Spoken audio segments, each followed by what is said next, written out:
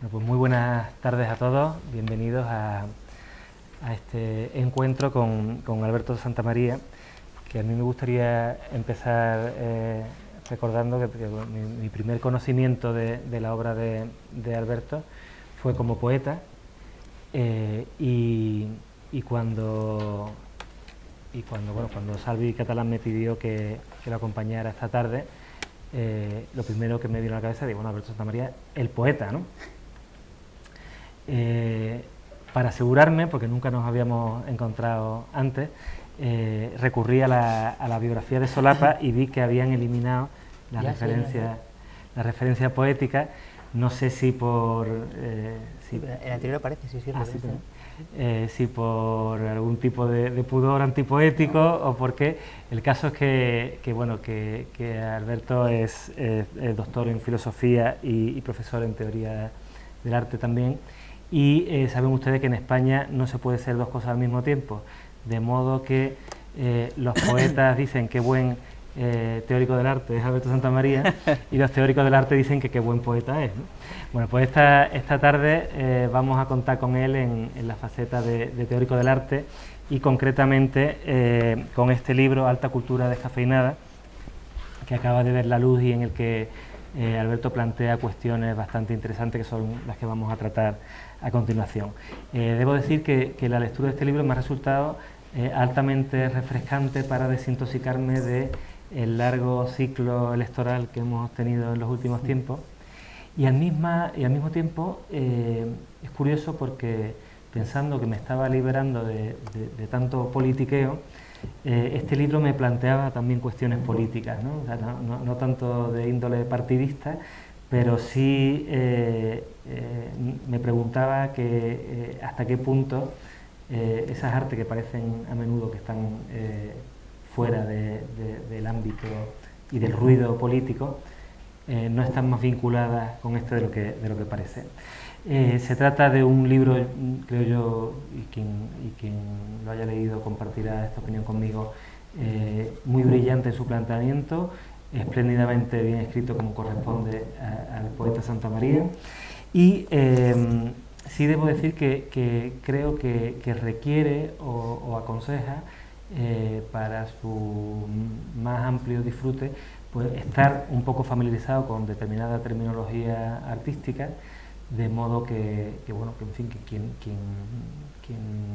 no sea el caso pues quizá esté obligado a una lectura un poco más lenta para consultar determinados conceptos y también se disfruta mucho más si uno está familiarizado con la obra o con las teorías de determinados autores, pero bueno, de todo eso vamos a hablar ahora. En todo caso, es un libro para un lector, eso sí hay que decirlo, adulto, libro para adultos, ¿no? Como se decía, sin necesidad de ninguna prescripción ética, sino todo lo contrario, es un estímulo para el pensamiento, un estímulo para el pensamiento crítico y también creo que es un estímulo para seguir indagando en el arte contemporáneo, en el que muchas veces resulta muy fácil quedarse atrás, ¿no? Parece que va más deprisa que el ritmo que muchos podemos llevar. Dicho esto, solo me queda darle la bienvenida a Alberto, que no sé si es la primera vez que intervienes en Cádiz. Ya tiene tus galones gaditanos ganados. Me gustaría precisamente empezar planteándote esa cuestión de el arte que a menudo se relaciona más con las ciencias humanas y con aspectos del conocimiento más o menos románticos, con todas las comillas que ello conlleva. Creo que cada vez más tenemos que empezar a pensarlo también desde la economía y por añadidura también desde la política, ¿no? Bueno, pues muchas gracias a Alejandro por tu cariñosa y generosa presentación. Que también gracias a Salvador y a la gente de Actividades Culturales por la invitación, porque es un placer estar aquí. Ya es la segunda vez, estuve hace unos cuantos años en el Museo de Cádiz, también hablando de arte y de arte contemporáneo. Y también por otros motivos que hablábamos antes, ¿no? Hablábamos antes que es curioso, porque yo soy profesor en Salamanca, pero soy cántabro. Y es curioso, ¿no? Porque hablábamos antes de la tradición de cántabros en Cádiz, ¿no? Que es un poco jándalo, ¿no? Que es el término. Y tengo familia aquí en Cádiz contamos de un tío abuelo, un bisabuelo y que vino en la calle. Es una relación curiosa, ¿no? Hemos tenido de los cántabros, alcaldesa ¿no? cántabra. Sí, por ejemplo. Ya no sé, bueno. En fin, que no todo tiene por qué ser bueno. Todo, hay relaciones y vínculos que me parece muy interesante estar aquí compartiendo este rato, hablando un poco de arte contemporáneo y de algo más que arte contemporáneo, ¿no? Como comentabas tú ahora mismo, ¿no? Porque claro, para hablar de este libro y para contextualizar un poco y ver un poco también lo que comentabas tú, cómo se relaciona con otros elementos teóricos y políticos, creo que siempre es muy importante cuando hablamos de arte preguntarnos, ¿no? Hay dos preguntas fundamentales, ¿no? Una es, ¿qué esperamos del arte? ¿No? Es decir, claro, ¿qué esperamos de una obra de arte? ¿No?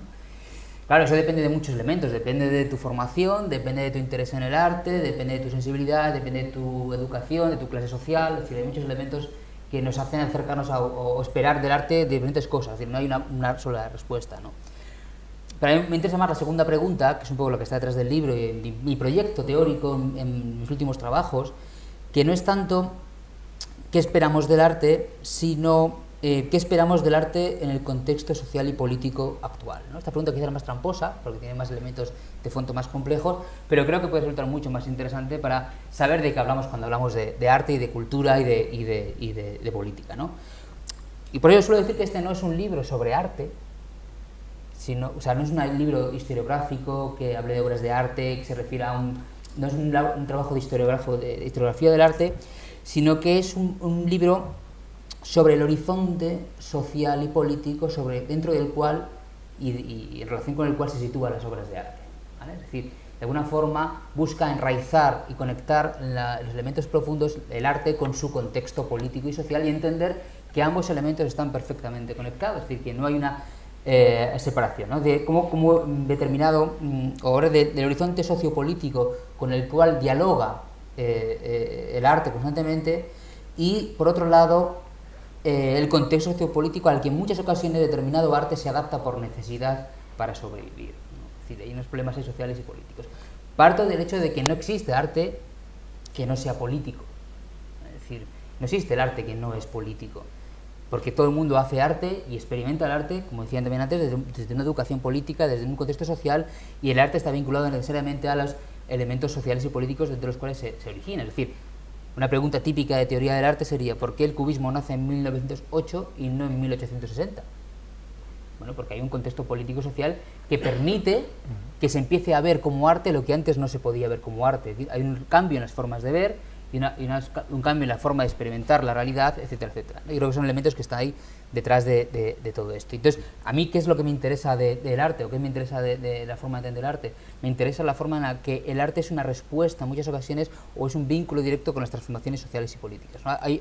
Ortega se tenía una frase que me parece muy interesante, que no sé si nos es útil hoy, y es la idea de que el arte es como el humo, dice él, en la deshumanización del arte, dice que el arte es como el humo de una chimenea, ¿no? Si uno por la mañana sale y dice, para saber la dirección del viento, mira hacia dónde va el humo, ¿no? Decía Ortega en la deshumanización, ¿no? Pues el arte es el humo, ¿vale?, que nos indica por dónde va una época, ¿no? Por dónde va la sensibilidad histórica de una época, ¿no? Claro, cuando Ortega hablaba de ese arte en 1924, en 1925, no es el mismo arte que tenemos hoy. Hoy parece que es a la inversa en muchas ocasiones, ¿no? Que el arte es una especie de, en muchas ocasiones, determinado arte es una especie de amarrarse a las transformaciones políticas y económicas en determinado momento histórico, ¿no? Y es un poco lo que trabajo en el libro. El libro está pensado un poco eso, es decir, como mucho arte que aparentemente tiene una pulsión política, ¿vale?, en el fondo lo que es un pacto con el neoliberalismo y con las políticas del capitalismo afectivo que están en la realidad y cómo el arte es usado de esa forma. Antes de entrar en materia, yo me detendría un segundo en el título, Alta cultura descafeinada. Por descafeinada, desde las primeras páginas se entiende que lo que acabas de decir, ¿no?, despolitizada, domesticada, con un discurso crítico desactivado, pero alta cultura sí que me parece un término controvertido que además ha sido muy cuestionado. Tú lo has usado muy a sabiendas, ¿no? Claro, es el uso de la expresión alta cultura descafeinada. Proviene un poco de, también hay un libro de Julian Stalavras, de Arte culto descafeinado, ¿no?, está un poco vinculado con eso, ¿no? Y es un poco la idea de cómo hay un tipo de alta cultura, ¿no? Un tipo de arte supuestamente político o que intenta ver la visión política y social, pero que en el fondo está perfectamente desactivado, ¿no? Es un poco la experiencia que está detrás, lo que narra el libro, ¿no? Por ejemplo, no hay más que ver la pasión que tienen los bancos que más desahucian por hacer los sábados, ¿no?, actividades con niños, y nos dicen que el arte es la forma de coser las fracturas sociales. O sea, los bancos, que son los que más están destruyendo la vida social, son los que nos dicen cómo tenemos que coser las fracturas sociales, y para eso usamos el arte. Y entonces, ahora lo que está de moda y en boga, ¿no?, es la idea de la Fundación Botín, el Banco Santander, el BBV, hacen acciones en las que el arte social, el elemento social es el elemento nuclear de la actividad artística, ¿no? Claro, lo que hacen es un arte aparentemente social, que lo que produce es una idea de lo social completamente desactivada de los factores políticos, ¿no? Es decir, coger, por eso el tema también del subtítulo, ¿no?, coger elementos sociales, políticos, que en las primeras vanguardias de los años 60 eran herramientas fundamentalmente de transformación política, la creatividad, la imaginación, la felicidad, han sido completamente subyugadas y atrapadas por el propio sistema, ¿no? Es decir, ¿cómo funciona eso? ¿Cómo se lleva a cabo ese proceso? Es un poco lo que me interesaba en mi libro anterior, y es lo que este libro, que en el fondo, este libro es una precuela, quiero decir, ahora explico si quieres un poco esto del neoliberalismo, pero bueno, este libro es anterior al que publiqué, es decir, bueno, es un libro antiguo, pero que está remozado a la luz de estas ideas, ¿no?, de cómo el neoliberalismo ha sabido, es una de las grandes virtudes del neoliberalismo y del ámbito conservador dentro del neoliberalismo, ha sabido coger aquello que lo podía cuestionar, ¿vale?, y lo ha dado la vuelta para ofrecerlo, ¿no? Es decir, no nos extrañaría salir a la calle y ver que el Banco Santander tiene un eslogan que fuera la imaginación al poder. Nos pareciera hasta lógico, porque es su discurso, ¿no? ¿Qué ha sucedido para que un eslogan de los años 60 del situacionismo fuera un eslogan completamente transformador, crítico con el sistema, la imaginación como herramienta transformadora de la sociedad? Ahora es la herramienta para el emprendimiento, para muchos elementos propios de la retórica neoliberal, ¿no? ¿Qué ha pasado? Y ahí el arte juega un papel fundamental, la creatividad, ¿no?, de todos esos elementos, ¿no? ¿Sabemos cuál es el momento, el punto de inflexión en el que el sistema descubre que puede desactivar esas críticas y que basta con, basta y sobra, con absorber esa crítica, incluso mercantilizarla para desactivarla, quiero decir, convertirla en camiseta, convertirla en anuncio del Corte Inglés?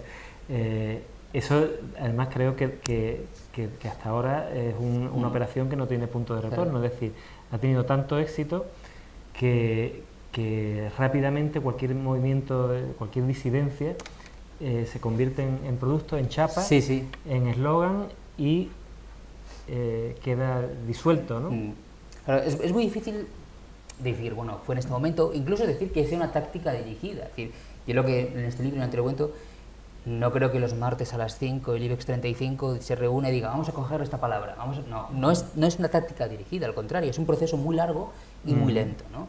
Podemos datar de esas fechas, ¿no? Es decir, hay un momento clave, no quiero meterme aquí con teorías políticas ahora muy complejas, pero hay un momento clave en los años 30 y 40 en los que se fundan los grandes think tanks del neoliberalismo, que fueron donde se funda el neoliberalismo. El neoliberalismo se funda por un motivo muy esencial, es el descubrimiento de que el liberalismo no funcionó. ¿Por qué fracasa el liberalismo cuando llegan los totalitarismos? ¿Qué pasó para que la idea tan maravillosa del laissez-faire, del mercado autorregulado, etcétera, etcétera, no funcionase, ¿no? Y ¿por qué fracasa? Cuando se reúnen en los años 30 y 40 los think tanks del neoliberalismo, que se reunieron para reinventar el liberalismo, se dieron cuenta de un elemento muy curioso, y es que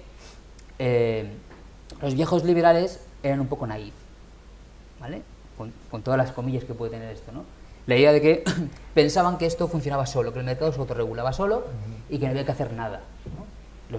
Los grandes neoliberales como Hayek y demás se dieron cuenta de que no, que lo que había que hacer es un proyecto en el que sí, hay que dejar hacer al mercado, pero es necesario tomar el Estado para que ese mercado funcione. Son necesarios mecanismos de corrección, ¿no? Entonces, en los años 30, 40 empieza, pero claro, el neoliberalismo no concluye hasta los años 70, no se forma literalmente hasta los años 70, ¿no? Es un proyecto muy a largo plazo, muy lento. Bueno, pues en ese proceso, en mitad de ese proceso se da algo tan básico y fundamental como las revueltas estudiantiles de los años 60. ¿Y qué fueron las revueltas estudiantiles? Pues reclamar algo según lo cual el capitalismo te decía, según la retórica anticapitalista o la retórica crítica de los años 60 del situacionismo y demás, nos decía que el capitalismo nos coarta la libertad, que no nos deja ser libres, que no nos deja ser felices, que etcétera, etcétera, etcétera, ¿no? Claro, ¿qué pasó? Que lo que aprende muy bien el neoliberalismo es, si eso es, una de las funciones fundamentales del neoliberalismo es su capacidad adaptativa, ¿vale? Es decir, eso Hayek lo explica bien. Hayek tiene una frase maravillosa. Hayek dice, él no habla nunca de neoliberalismo ni de capitalismo, que es el gran padre de toda esta movida. Hayek habla de orden extenso de cooperación humana, ¿no? Dice, Hayek lo llama así al capitalismo. Es un orden en el que todos participamos. Y todos, querámoslo o no, si tú te vas a un monte a vivir solo, estás aportando información al capitalismo. Es decir, todos aportamos información. Los que habéis venido aquí, en lugar de ir a otro sitio, aportáis información al sistema capitalista. ¿Vale? Es lo que dice Hayek, todo es información, ¿no? Entonces, él se da cuenta de que hay una necesidad de que la gente pide creatividad, imaginación, felicidad, etcétera, etcétera, ¿no? Y por lo tanto, a partir de los años 70 hay un momento clave también, que es una reunión muy famosa, que es la Comisión Trilateral. No sé si conocéis, la Comisión Trilateral es una cosa que se reúne en los años 70, los más reunidos por Rockefeller, se reúnen y deciden que hay que provocar apatía democrática. Es necesaria la apatía democrática para que el sistema neoliberal funcione, porque la gente en el 68 se había venido arriba, quería participar políticamente, quería transformar la vida.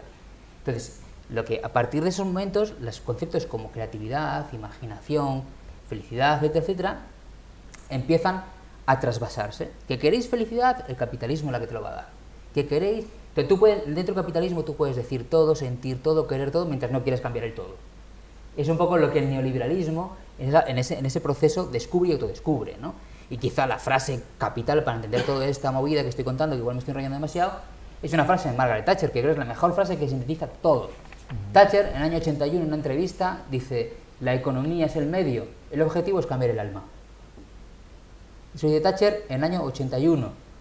Ese es el objetivo, es decir, cambiar las formas de sentir, ¿vale? Las formas de hacer, las formas de marcar esos espacios, ¿vale? Y por lo tanto, modular la sensibilidad de la época. Es que crear una política de lo sensible que nos permita relacionarnos en función de conceptos que antes eran oposicionales y ahora son... Bueno, ahora la creatividad es un factor que te permite competir con el de al lado para optar a un puesto de trabajo. Ya no tiene nada que ver con el arte, realmente. Es un poquito la imaginación por lo mismo, ¿no? Es decir, hay un sociólogo que hace un estudio fantástico que lo que hace es investigar todas las ofertas de empleo de un mismo periódico, el Yorkshire Post inglés, desde el año 1871 hasta el año 2003. Y más o menos en todas las ofertas de empleo se pide lo mismo, hasta el año 80. En todas se necesita alguien que arregle calderas. Requisitos: que separa calderas y que tenga experiencia arreglando calderas, ¿vale? Se pide una fuerza de trabajo.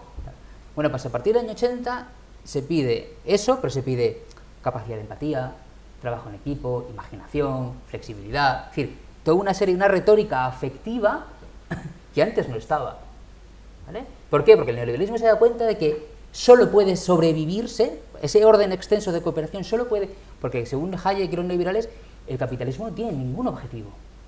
Ningún objetivo. El único objetivo que tiene el capitalismo es sobrevivir. Es como una especie de animal que lo único que busca es sobrevivir, no quiere más, absolutamente nada más. Entonces su supervivencia consiste en que se adapte, lo fagocite y lo haga suyo. Entonces se da cuenta que los afectos empiezan a formar parte del sistema como una herramienta fundamental, y ahí está el elemento, ¿no? Es un elemento clave de todo este proceso de transformación. Decía, no sé si me cuenta, me he acordado de una frase maravillosa de Marx al principio del Capital. Marx dice: Perseo se envolvía en la niebla para luchar contra los fantasmas, ¿no? Nosotros nos envolvemos en la niebla para no oír ni ver al monstruo. O sea, el Perseo se envolvía en la niebla para luchar contra el monstruo. Nosotros nos envolvemos en la niebla para no verlo, ¿no? Ese proceso es el que tiene que ver también con estos procesos afectivos, ¿no? Es decir, cómo nos han quitado esas herramientas afectivas para modularlas de otra forma, ¿no?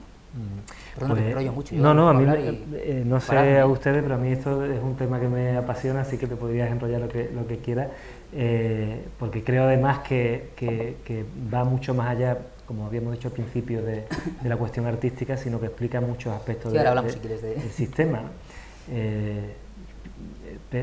mientras leía el libro pensaba en el arte, pero pensaba también en la música, también como la música se ha despolitizado, el cine, en fin, etcétera. Si te parece, destripamos un poco el libro. Hay determinados problemas que se plantean en el libro. Uno de ellos tú lo defines como con el rubro de estatus, originalidad, copia, ¿no?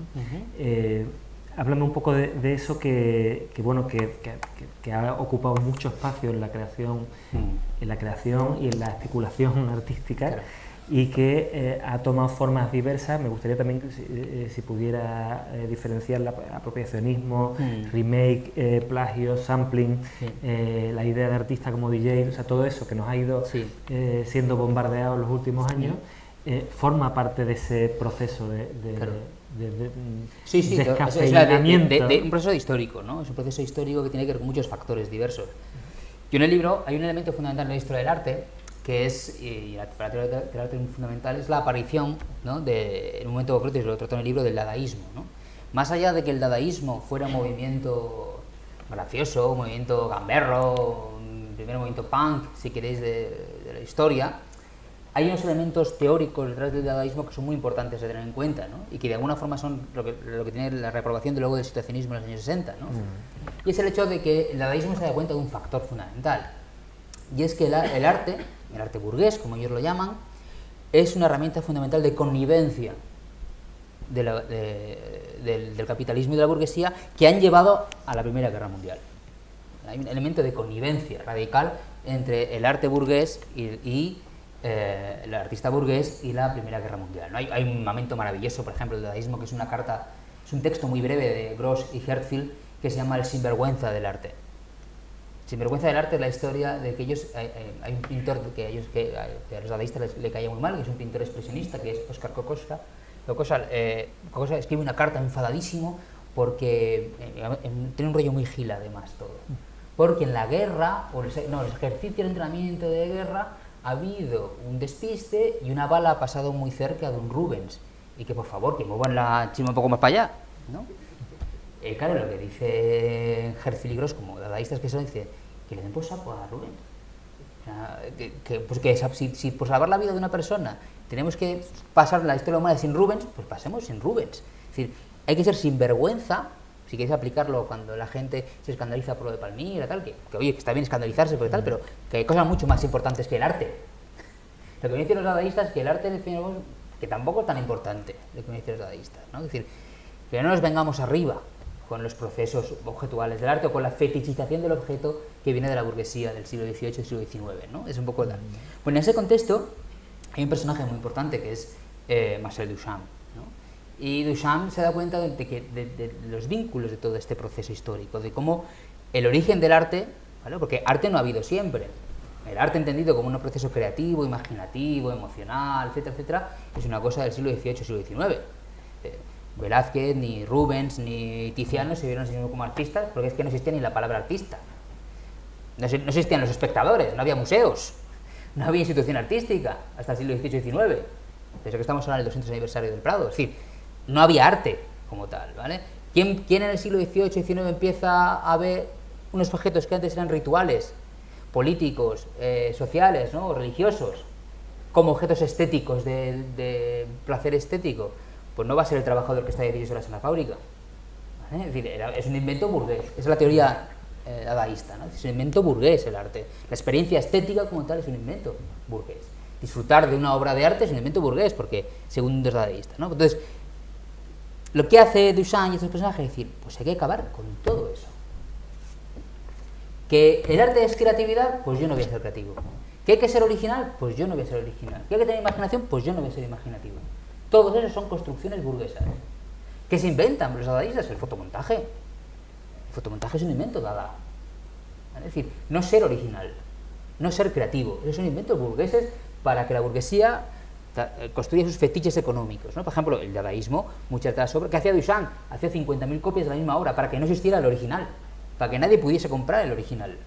Para que no, es decir, había una necesidad de cuestionar el orden burgués vinculado al mundo del arte, ¿vale? Por eso, Dada, ¿qué hizo? Dada lo que hizo fue fracturar el sistema artístico, un urinario. Claro, cuando Duchamp pone el urinario en el museo, le dicen, eso no es arte. Y dice, ¿cómo que no está en un museo? Dice, es un, otro dice, es una obra de arte. Dice, no, ¿no ves que es un urinario? ¿Vale? Esa disfunción. ¿Por qué? Porque la idea fundamental de Dada es que el arte no hay nada en esto que lo haga arte. O sea, si uno va al Museo del Prado, hace un pacto religioso, que es aceptar. El sociólogo Pierre Bourdieu lo explica muy bien. El sociólogo Pierre Bourdieu explica que el mundo del arte funciona con el mundo de la religión, no hay ninguna diferencia. Si tú entras al Museo del Prado y dices, bueno, lo que hay aquí es tela, pigmento y madera, es que no te has enterado de nada, ¿no? Porque haces un pacto de cuando vas al Museo del Prado, lo que vas a ver no es madera, es arte, es algo más, ¿no? ¿Me explico? Pues, claro, dice Pierre Bourdieu, pues si tú vas a misa y no crees en Dios, si tomas la hostia consagrada no estás tomando el cuerpo de Cristo, estás tomando un cacho de pan. Tienes que pactar que lo que estás tomando no es un cacho de pan, es el cuerpo de Cristo, y si no, algo falla. Pues el arte funciona igual, con sus feligreses, con sus curas, es un sistema muy parecido de un acto. Yo con el arte hago un pacto de fe. Hace poco me tocó ir a una entrevista en Radio 3 en Arco, ¿no? Y pues fui a Arco, pero lo que más me fascinó de Arco no fue Arco. Salías a IFEMA, y en IFEMA había una feria de piscinas y otra de aire acondicionado, y luego estaba Arco, ¿no? ¿Cuál es la diferencia entre los tres sitios? En los tres se venden cosas. Lo que pasa es que las cosas que están en Arco las damos un plus aurático. Creemos que son algo más que cosas, que es algo más que el aire acondicionado que venden en el sitio este. Pero es una cosa que ponemos nosotros. Otra cosa diferente entre Arco y el resto, pues que en Arco no ves los precios, ¿vale? Porque, claro, una cosa que tiene también el mundo del arte contemporáneo es que te dice, o el arte en general, es que la cultura no es una mercancía más. Cuando se nos dice que la cultura no es una mercancía más, se nos dicen dos cosas. Una, que es una mercancía, y otra, que como tal mercancía tenemos que insuflarle algo más que lo que es la mera mercancía. Es decir, ese es el juego político y económico en el cual se insertan muchos elementos. Pero eso está en la historia del arte. Duchamp lo que hace es una crítica al sistema, ¿no? A las formas de entender que... Porque para Duchamp la idea es que no hay nada en los objetos que los conviertan en arte. El arte es una idea. Por eso Duchamp, cuando se hacen retrospectivas, el urinario no existe, el original. Cada vez que se hace una retrospectiva se coge un urinario más o menos parecido. ¿Por qué? Porque la idea de Duchamp es que el arte es una idea, no es un objeto, ¿vale? Claro, eso es lo que luego llega a los años 60, los situacionistas y demás. Pero en medio, claro, la idea de Duchamp no funciona. ¿No funciona por qué? Por motivos políticos. Os voy a poner un par de ejemplos, ¿vale? Y perdón que me enrollo. Sí, no, adelante. Es que me enrollo mucho, ya he avisado, ¿eh? La palabra creatividad. Pensad que yo cometí un poco también de trampa cuando he hablado de creatividad antes. La palabra creatividad es una palabra muy reciente. La palabra creatividad no se encuentra en el ámbito de la teoría o de la cultura vinculada a la creación artística hasta finales del siglo XIX. Creatividad es una palabra vinculada a la religión, a la creación divina. La palabra creatividad se empieza a utilizar en los años 50. Antes, ya de modo concreto, se empieza a utilizar de modo expansivo en los años 50 vinculado a la publicidad en Estados Unidos. De ahí nace la palabra creatividad, no el arte. Pensad que la palabra creatividad no aparece en el diccionario de la Real Academia de la Lengua Española, aparece por primera vez en el año 1984. Hasta el año 84, del siglo XX, no tenemos la palabra creatividad en el diccionario. Pensamos que es una cosa que está en la historia de la humanidad desde siempre. No, es una cosa reciente. Y se crea en los años 50. ¿Vale? Y aquí hay un elemento muy importante. Y aquí el papel del arte es fundamental en este proceso.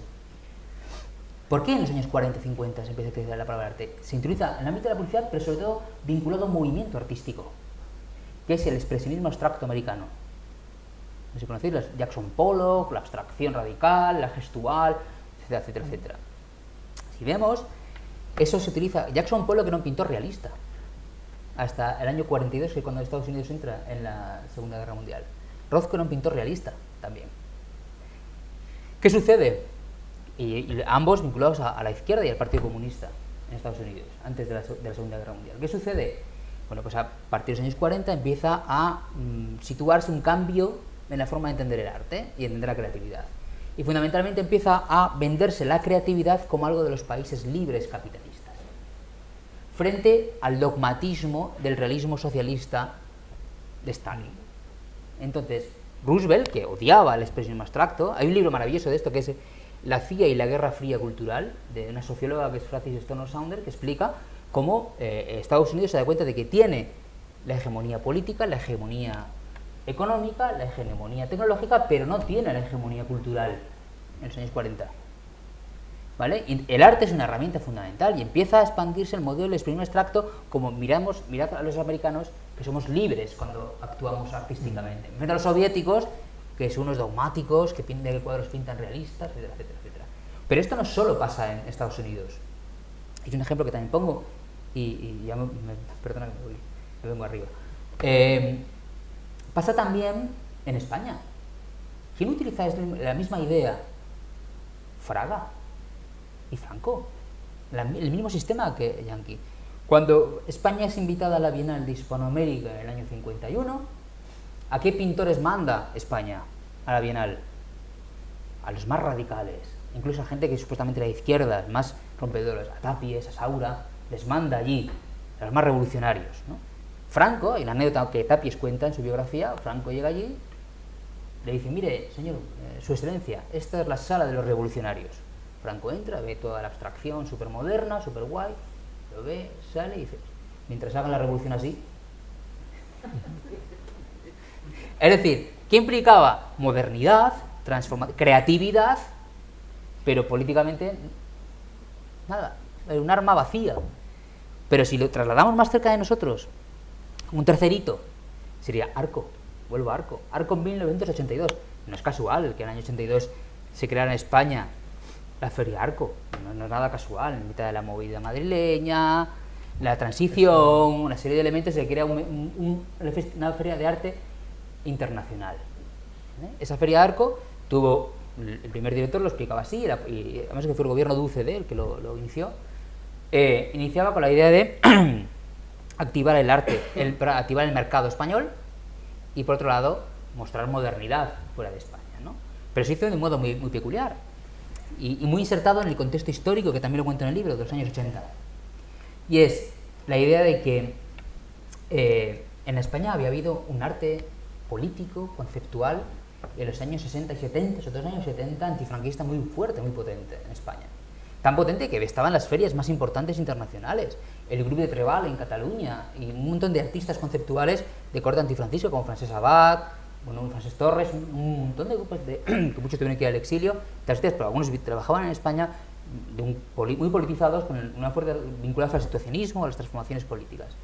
Todo ese arte internacional fue, casi nadie lo conoce, fue eliminado del panorama artístico español. ¿Por qué? Porque ¿qué era lo que había que vender? Modernidad. Modernidad despolitizada. Y había que entroncar con lo que se llevaba en la órbita neoliberal del momento, que era pintura ecléctica, que era transvanguardia italiana, el expresionismo alemán, que era vanguardia en la que un poquito de cubismo, un poquito de abstracción, un poquito de realismo, un poquito así, cuadros que se pudiesen vender, ¿no? Ansel Kiefer, Baselis, un montón de artistas de ese momento que lo petaban, y bueno, pues en España había que copiar, que era un arte completamente despolitizado, y había que copiar esa idea. Pero no solo había que copiar eso, sino que había que crear un nuevo héroe artista. En los años 80 hay una recuperación en el mundo del arte, que algo que no había habido en los 60 ni en los 70, que era la recuperación del héroe artista, del Picasso, ¿vale? Del Jackson Pollock, del artista. Como decía Jackson Pollock decía que había que ser muy viril para pintar cuadros. La virilidad de la pintura, decía Jackson Pollock, ¿no? Que solo una persona muy viril puede pintar algunos cuadros, ¿no? Decía, pues ese rollo del... De hecho, hay una película de la época que se ve muy bien, la película de Martin Scorsese, que se llama Trilogía, que hay una película de Woody Allen, otra de que sale Nick Nolte como artista creativo. Esa figura es la que había sido demolida en la historia del arte, vuelve. El pintor bohemio, así, ¿vale? Pues eso es lo que retorna. Vale, pues en España había necesidad de esa figura, y esa figura fue Miquel Barceló. Esa necesidad de recomponer política, usar el arte como una recomposición política, es una herramienta muy importante, pero en España, perdón que me rolle tanto, en España tenemos también un claro ejemplo, si no buscan en internet, que yo lo hice en el otro libro, me parece que fue, que es, si tú buscas imágenes, yo puse en aquel momento en el libro Albert Rivera, Mariano Rajoy, en Google, buscas imágenes y todas las fotos de ellos es con fondos de arte abstracto. El Consejo de Ministros está lleno de arte abstracto. Claro, ¿por qué? Porque claro, si pones figuras históricas pueden generar problemas. Si pones determinados paisajes, bueno, pues arte abstracto, que queda guay, no molesta a nadie y encima queda como que somos modernos y... ¿vale? Es decir, no tengo nada contra el arte abstracto, pero que hablo de la utilización política de estos esquemas artísticos, ¿no? De cómo se están difundiendo o se están señalando, ¿no? Me obligo a volver al tema... Sí, perdona que me desvío, perdóname. No, porque habías tocado el tema de Duchamp y de la desaparición del gesto original, ¿no? Y recordaba un caso que habla en el libro de un festival del plagio, que hablaba o que defendía el plagio como realmente como un desafío al capitalismo y precisamente a la idea de originalidad. Es curioso cómo esa especie de reto anticapitalista termina en todos estos casos que hemos comentado antes de apropiacionismo, de Rimmel, sirviendo al sistema que se cuestionaba. Claro, perdón, que ahora cojo el hilo que me deja al principio, vuelvo. Duchamp dice todo eso que he contado, ¿no? El tema está que en los años 60 hay un retorno muy fuerte. Claro, en los años 60, con todas las transformaciones políticas, sobre todo en Estados Unidos, de corte racial, político, de la guerra de Vietnam, etcétera, etcétera, hay unas transformaciones muy fuertes, ¿no? Hay una generación post-expresionismo abstracto, post-Jackson Pollock y demás, que dicen, oye, os olvidáis de algo. Y es que tú puedes estar en tu casa pintando tus cuadritos, pero a la gente le pasan cosas. No puede ser el arte una herramienta de transformación social, no puede ser el arte una forma de ver y de cuestionar los esquemas capitalistas que se nos ofrecen, ¿no? Es uno de los elementos. Las críticas, por ejemplo, es la pena de muerte, etcétera, ¿no? Y ahí surge, por ejemplo, el situacionismo, que luego si quieres hablamos de esa herramienta, el arte conceptual, pero también hay una serie de herramientas muy interesantes que aparecen en los años 70, que son esas herramientas también de corte oposicional en las que recuperan esa idea de Duchamp, ¿no? Pero vinculadas a una idea también crítica, ¿no? Por ejemplo, el Festival del Plagio, que en esas ocasiones, o las ideas de Shirley Levine o Kathy Aker, ¿no? Que son un artista y una escritora que lo que hacen es no ser originales. Shirley Levine lo que hace es hacer fotos de fotos. Coge ¿cómo se llama? A Robert Frank y a otros fotógrafos y hace fotos de las fotos y ahora son suyas. Hace refotografías, ¿vale? Es decir, plagia, ¿vale? Como herramienta de cuestionar también una de las ideas que tenían también los conceptuales en los años 60 era no producir obra. No producir obra, porque el hecho de producir obra implica aceptar un sistema. Entonces, muchos artistas conceptuales, su obra es un artículo en una revista. O artistas que publican instrucciones para hacer su obra de arte. Hay un artista que es Vita Conchi, que su obra es sigue a una persona al azar por la calle, síguela durante todo el día, y tú haces la obra. O otro artista que está librado, que pone en una calle de Ámsterdam, pone una tarjeta de estas de los museos, de los cuadros, y pone todo lo que pasa en esta calle de 4 a 5 es obra mía.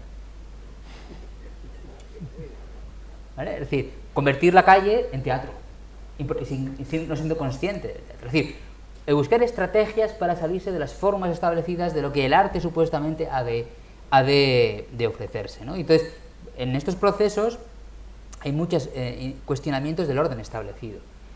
Y luego hablamos de situacionismo, pero lo que hace, por ejemplo, Shirley Levine es eso. O Kathy Aker lo que hace es plagiar. Es decir, se reescribe los libros de Charles Dickens y lo pone con su nombre. En el caso de Kathy Aker hay una parte de punk y una parte muy feminista. Ella considera, no estar a favor o en contra, ella considera, es una artista, una escritora que murió hace unos cuantos años, en los años 80, decía que evidentemente que todo el establishment, por decirlo así, todo el contexto literario y toda la idea de originalidad en el mundo literario es una idea fundamentalmente masculina. Era su teoría. Entonces que su forma de revelarse era copiar a los grandes nombres y en ocasión lo que hacía era introducir cosas. Por ejemplo, cambiaba de género a los personajes, pero plagiaba. El sobre era un plagio completo, ¿no?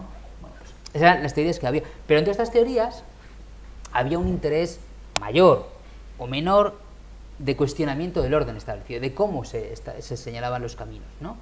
¿Qué sucede en lo que luego hablamos de la estética relacional? Lo que sucede hoy en día, con eso que contaba al principio de los bancos, ¿no? Los bancos están utilizando estas mismas estrategias, solo que llevadas al ámbito de su fundación o de su... Es decir, desactivan todo este elemento crítico y lo ofrecen como una herramienta creativa, ¿no? Es decir, ofrecen como ese elemento competitivo, ¿no? Es decir, cómo se traslada. Entonces, el libro que trata de estudiar cómo se pronuncia esos elementos, ese traslado, ¿no? de lo político a lo lúdico, ¿no? Es decir, ese juego, ¿no? Pero nunca el artista beneficiario de esa beca o de ese espacio expositivo nunca cuestiona a fondo a la mano que le da. Hay otro artista que a mí me gusta mucho, que meto en el libro, que es, por ejemplo, Hans Haacke. Hans Haacke es un artista, no es muy conocido, pero es fundamental en el mundo del arte político. Sobre todo lo que él se llama la crítica institucional. Hans Haacke es un artista que desde los años 60, posiblemente Hans Haacke, aunque no sea muy conocido, dentro del mundo del arte es muy conocido, pero fuera no tanto, Hans Haacke es posiblemente el artista más censurado de la historia. Posiblemente, Hans Haacke. De Hans Haacke no podéis comprar ninguna obra, porque no se venden sus obras. Hans Haacke, en el año 69-70, hizo una obra fantástica. Hans Haacke es un artista que se da cuenta en el año 69 de que la única forma de cuestionar el sistema capitalista, en cierta medida, es usar las herramientas del capitalismo. ¿Vale?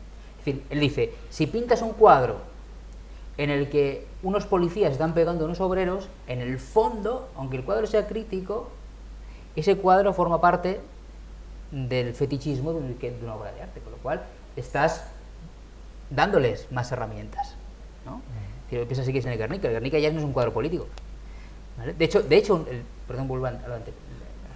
Clement Greenberg, que es uno de los grandes padres teóricos del expresionismo abstracto americano, decía, si el Guernica se llamase Tarde de otoño, sería igual de buen cuadro.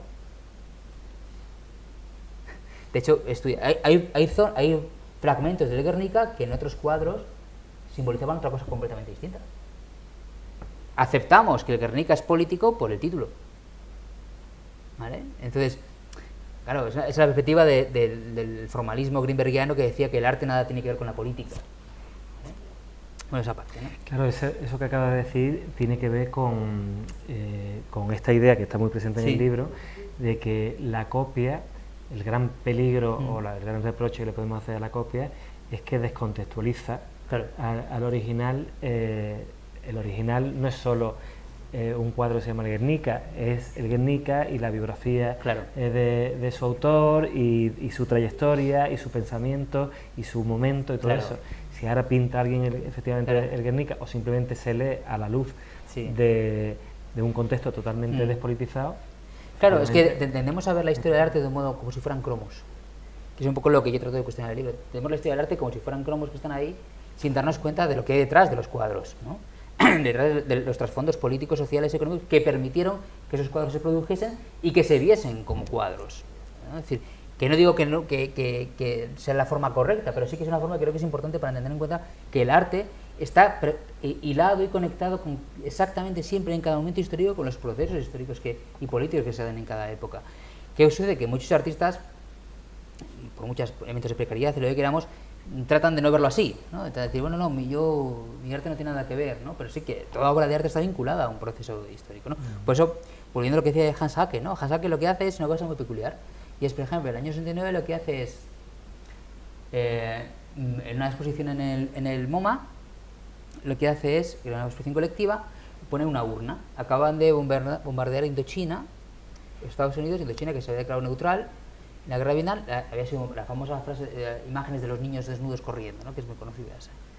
Entonces lo que hace Haacke es poner una urna de votación, en la que, en función de tu clase social, de tu educación, de tu interés por el arte, tú coges una tarjeta y había una pregunta. La pregunta era si después de los últimos bombardeos de tal, votará a Rockefeller, que irá con Nixon a las elecciones de no sé qué, ¿no?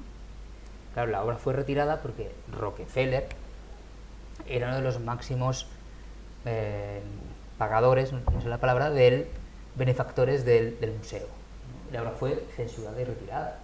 Pero Jaque sí, así, a día de hoy sigue haciéndolo, ¿no? Hizo otra, que era en el Museo de Colonia, le invitaron a una colectiva que era el 150 aniversario del museo. Y cada artista tenía que coger una obra y hacer alguna obra a partir de la otra obra, ¿no? El apropiacionismo, ¿no? Pero aquí hizo un apropiacionismo muy peculiar. Cogió la obra, Los espárragos, de Manet, e indagó quiénes fueron los dueños de ese cuadro desde que salió del taller de Manet, ¿vale? Y puso el cuadro de Manet y en modo Wikipedia, información muy fría, ¿no?, de cada uno de los dueños. Y ves que desde que sale el taller lo compra un judío y va yendo hasta que el año 30 y tantos desaparece, y le aparece en el año 38, el dueño es el secretario del ministro alemán, el ministro nazi. De repente el cuadro es de ese señor. ¿Qué pasó? Que ese señor estaba vivo y era otro de los máximos benefactores del Museo de Colonia. Y no solo eso, era el abogado de Juan Pablo II. Lo destapó. O en otro momento hizo otra obra que destapó la financiación ilegal de parte del Partido Republicano en Estados Unidos. Es como si aquí Caso Bárcenas lo destapa un artista y lo pone en una galería, ¿no? Es decir, ese tipo de arte, claro, es un arte que aquí en Madrid estuvo hace unos años con el tema de las hipotecas y los desahucios. Hizo una en Reina Sofía sobre las hipotecas y los desahucios, ¿no? Con tal, es decir, bueno, pues un tipo de arte en el que desde lo institucional se cuestiona de dónde viene el dinero del arte, ¿no? Porque hay una cosa muy interesante del mundo del arte que es muy peculiar del mundo del arte. No sé de aquí, pero imaginaos, ¿no? Imaginaos que en un ayuntamiento la Concejalía de Urbanismo, los miembros de la Concejalía de Urbanismo que deciden las obras, ¿vale?, son los constructores y los gestores inmobiliarios, las empresas inmobiliarias, ¿no? Es pura corrupción, no puedes estar decidiendo obras, ¿no? Pues en el mundo del arte pasa, no hay ningún problema. Mirad el patronato de Reina Sofía o de cualquier museo, ahí están coleccionistas, galeristas, no hay ningún problema. Es pura corrupción, es decir, los galeristas y los coleccionistas ponen sus obras en los museos públicos y así revalorizan sus obras que luego las venden. Es decir, no sé si me explico, es decir, el mundo del arte tiene estos entramados políticos y económicos que funcionan muy bien. Aznar, Bárcenas, que casi todo era a través del mundo del arte, todo. Es decir, Blanquerdino a través del mundo. Es decir, el arte siempre ha servido, o sea, en ese vínculo radical de transformaciones que tiene que ver con estos elementos económicos, que están ahí detrás. Tengo que decir que, bueno, el tiempo ya, vuela y casi hemos agotado el tiempo para dejar unos minutos de preguntas. No, yo además también me he olvidado de controlar mucho el tiempo porque me interesaba mucho lo que decía. Casi para cerrar, aunque podríamos estar otra hora más hablando de esto, al final la sensación que queda es que el arte se ha convertido en un campo especulativo, más que creativo, y que la culminación de este proceso es la figura del artista como entretenedor, el famoso claro, entertainment que ya extiende sus tentáculos por todas las facetas creativas, no solo del arte plástico, sino de la literatura, de la música. Claro, este es uno de los grandes problemas, ¿no?, de cómo el arte se ha situado en el contexto económico y social, ¿no? Claro, no quiero tampoco dejar aquí la impresión de que estoy en contra del arte, ni mucho menos, que parece que es así, ¿no? Es decir, simplemente que la necesidad de que entendamos que el arte forma parte. Una cosa muy interesante del mundo neoliberal y demás del capitalismo es que parece que el arte es una especie de celofán que uno puede apartar de la realidad, ¿no? Que no tiene que ver, ¿no? Que la cultura es algo que nada tiene que ver con las transformaciones. Y claro, yo lo que insisto es un poco todo lo contrario, ¿no? Y la necesidad de entender que el arte cumple un papel político en la sociedad y que el papel del arte puede ser transformador en muchos sentidos. No es más, yo como profesor de una facultad de Bellas Artes me doy cuenta de que los alumnos están obsesionados con el individualismo, con la idea del artista individual, competitivo. O sea, ha penetrado, que lo cuento también en el libro, ha penetrado de una forma radical esta idea del artista, ¿no?, del artista individualista y demás, ¿no? Y por eso me gusta poner como modelo, como posibilidad de retorno a la idea del situacionismo, ¿no? O en ciertas partes, el situacionismo fue un movimiento muy diverso, muy, en ocasiones bastante infantil en algunos posicionamientos, pero otros elementos muy interesantes. Sobre todo la idea del arte, ¿no? Y ellos consideran que el arte es una herramienta de transformación social en la medida en que el arte se realiza. Y si el arte se realiza, desaparece el arte. ¿Esto qué quiere decir? Quiere decir que el arte no es algo que hacen los artistas, sino que el arte es algo que podemos hacer todos nosotros. El arte puede estar en la forma en la que experimentamos una conversación, en la forma en la que hacemos algo juntos, la forma en la que se pasea, la forma en la que miramos a alguien, ¿no? Es decir, la que se consume arte. Claro, la forma en la que el arte o de otra forma, una de las obsesiones fundamentales de los situacionistas era que el capitalismo había logrado hacer algo fascinante, y es que el capitalismo produce necesidades y deseos que solo él puede satisfacer. Entonces, el arte podría ser la válvula de escape a esos procesos. Un arte no entendido como pintura, escultura, sino un arte entendido, un arte que puede usar esas herramientas, pero el arte como un elemento fundamental para reconquistar lo que los situacionistas llamaban la vida cotidiana. Uno de los elementos fundamentales del capitalismo es que ha conquistado nuestra vida cotidiana. Ha conquistado todas nuestras relaciones sociales, afectivas. ¿Vale? Es decir, vemos al otro, como dice antes Hayek, como una forma de inversión, ¿no? Es decir, esa idea de capital humano que es también, ¿no? Pues el arte debería ser la forma en la que fracturamos las líneas temporales que nos impone el capitalismo, la forma en la que somos capaces de disfrutar de elementos dispares de nuestra vida cotidiana, de una forma no burocratizada y no marcada por las pautas del capitalismo. Esta es la idea que tenía yo, por ejemplo, con mis alumnos de Bellas Artes, ¿no? Tienen un proyecto fascinante que se ha ido cayendo, pero es muy interesante. Ellos en la Facultad de Bellas Artes de Salamanca hay un terreno, un prado muy grande, ¿no? Entonces un proyecto artístico que empezaron era hacer trabajos de huerto, trabajos de tierra, la facultad está fuera de la ciudad, con la gente del barrio, ¿no? Y pues, se generan unas sinergias muy interesantes entre señoras mayores que enseñan al punky que está en primero de Bellas Artes cómo se planta una cebolla, ¿no? Y bueno, no pasa de ser un experimento, ¿no? Que tal. Claro, el tema estaba en cuando ellos querían formularlo como obra de arte, les faltaba herramientas, porque dices, bueno, y esto no lo podía entender porque no era un cuadro, o porque no era, ¿no? Claro, la necesidad de entender el arte como una experiencia colectiva, como una experiencia de intercambio, es muy interesante. El tema que la estética relacional que es un poco también parte del libro, lo ha utilizado como una forma de mercantilizar, ¿no? Y creo que el arte puede ser una forma de experimentar y de establecer vínculos de transformación de cómo nos relacionamos, ¿no? Y que ahí puede jugar un factor muy, muy, muy interesante, ¿no? Y ya acabo poniendo algún ejemplo, sí. Lo que igual me lío, igual con los ejemplos lo mejor. Hay el Cap d'Urbain, que es un colectivo francés que tiene varias obras, ¿no? Una de ellas era que el Ayuntamiento de París les pidió que hicieran unos talleres en un ballet, en la zona de las afueras de París, ¿no? Pensando en el Ayuntamiento que iban a hacer unos talleres de pintura, ¿vale? Hablando con los vecinos, tal, se dan cuenta de que los talleres eran porque la gente no se comunica, ¿no?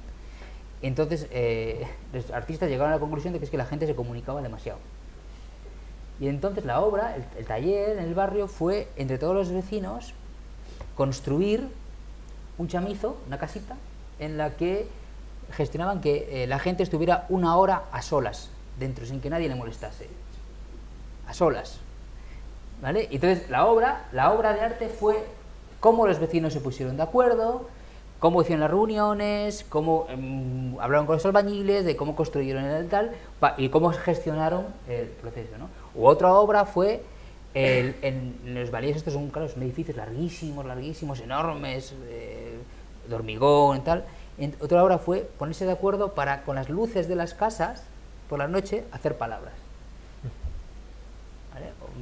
Hola, o estamos no sé qué, tal, con las luces, ¿no? Y hacer las fotos, ¿no? Claro, la obra no es tanto eso, no es tanto la palabra, sino el proceso, ¿no? De cómo se reúnen los vecinos, cómo deciden la palabra, cómo crean comunidad, tal, ¿no? Es decir, cómo, no sé si me explico, ¿no? Es decir, cómo usar el arte de una forma que permita estas transformaciones sociales, ¿no? Yo quería terminar solo con una última cuestión muy breve. Tenemos aquí entre el público a varios gestores culturales. ¿Se puede hacer algo a modo de resistencia frente a esa cultura descafeinada, a esa despolitización desde las instituciones, que precisamente a menudo son las que trabajan para esa despolitización? Se puede hacer algo para que sean bueno, un foco de resistencia o algo claro, parecido? Para mí el tema de lo institucional sigue siendo fundamental, porque claro, la institución es el territorio del cual se pueden expandir muchas de estas cuestiones, ¿no? La institución permite, por ejemplo, estaba pensando, hay proyectos institucionales que a mí me parecen muy interesantes. No sé si conocéis los proyectos del Laboratorio de Antropología Audiovisual que llevan en el MUSAC de León, el Museo de Arte Contemporáneo de Castilla y León. Tiene el proyecto de Antropología Audiovisual, que es fantástico, que se llama, por ejemplo, un proyecto que se llama Putamina, que es un proyecto fantástico, en el que Putamina es un proyecto en el que se habla de la desmantelación de la minería en León, en la que la cámara, en plan ruso, ¿no? La cámara la lleva los mineros que bajan a desmontar la mina, porque se cierra la mina, pero la voz en off es de las mujeres de los mineros. Y es muy interesante porque habla de la vida de la mina, pero también les mete una caña a los mineros de machistas, alcohólicos, o sea, a sus propios maridos. O sea, es muy, muy interesante y es un proyecto, porque claro, el proyecto es de Chus Domínguez, que es el que lleva la dirección, digamos, la coordinación, pero el guión, el montaje, es un montaje colaborativo desde dentro de la institución, es decir, de hecho desde dentro de la institución. Es decir, hay proyectos institucionales que son muy interesantes a este respecto, ¿no?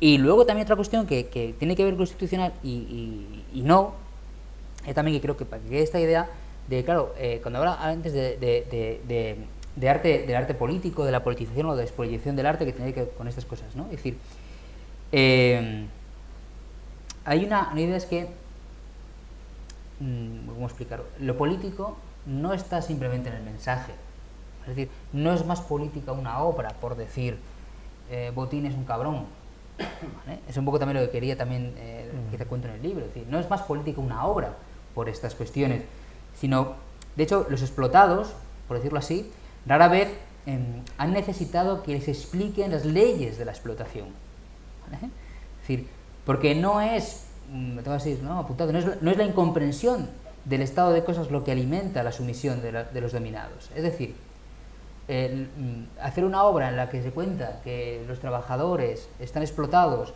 y que hay trabajadores que trabajan 16 horas al día y que están explotados, coño, los trabajadores ya lo saben que están explotados y que trabajan, no hace falta que se lo cuentes, ¿vale? Por lo tanto, no es un problema de conocimiento, por lo cual no hay transformación social, sino que es una falta de confianza en la que se pueden cambiar las cosas, ¿vale? No es una falta de conocimientos, ¿me explico? Entonces, ¿qué quiero decir con esto? Que esto explica también muy bien Rancière, lo cuento en el libro. La idea está en que el arte político es también en el momento en el que Rancière tiene un libro maravilloso que se llama La noche de los proletarios. La noche de los proletarios es un libro fascinante en el que estudia a los poetas proletarios. Los poetas proletarios eran aquellos que después de trabajar 16 horas en la fábrica en el siglo XIX dedicaban las noches a escribir poemas y hacer sus pequeños periódicos de poemas, ¿no? Los poemas eran poemas a las margaritas, a los pajaritos, a la primavera. Claro, llegaban los poetas politizados, los Baudelaire y demás, y decían, coño, escribir poemas poniendo a parir a los jefes, ¿no? Y decían, no, pues yo escribo esto porque es la forma en la que me desidentifico.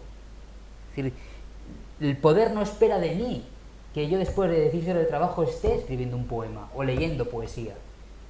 Me identifico con el rol o con la etiqueta que el poder me pone como lo que llama el reparto de los sensibles. Si tú eres un trabajador ignorante, lo que te toca es hacer esto. No te toca ir a ver un concierto de Mahler o a leer un poema.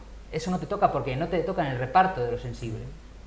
¿Me explico? Es decir, lo político también está en ese proceso de desetiquetado de los lugares en los que nos tocan a cada uno, ¿no? Pues bueno. Me he liado demasiado, pero bueno. No. Haber transmitido las ideas generales. Ya ven ustedes que podríamos pasarnos mucho más tiempo hablando de estas cuestiones, que yo creo que son apasionantes. En todo caso, les invito a que continúen la conversación como lectores, pues haciéndose con el libro de Alberto Santamaría. Nada más, simplemente, bueno, acaba de decir Alberto que no siempre ha habido arte y puede que mañana no lo haya, pero mientras haya arte yo creo que va a seguir habiendo controversia, va a seguir estimulando nuestro pensamiento y asusando la crítica. Muchísimas gracias por este ratito y gracias.